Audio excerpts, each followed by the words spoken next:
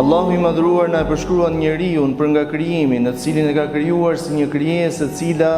është e padurueshme, një krijesë e cila nxitohet, ndaj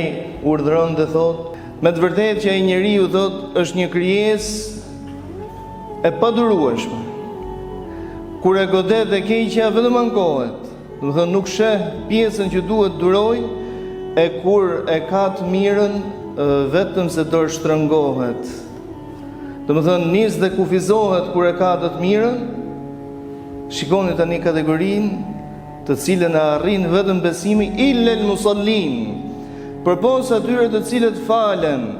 alladhina hum ala salatihim daimun, ata të cilët ndaj namazit të tyre janë të përhershëm, në pasurinë e cilëve ka hak, ka hise nevojtari dhe fukaraj. Të nderuarit e mi, pra për nga natyra njerëzore, njeriu që nga krijesë e cila ankohet,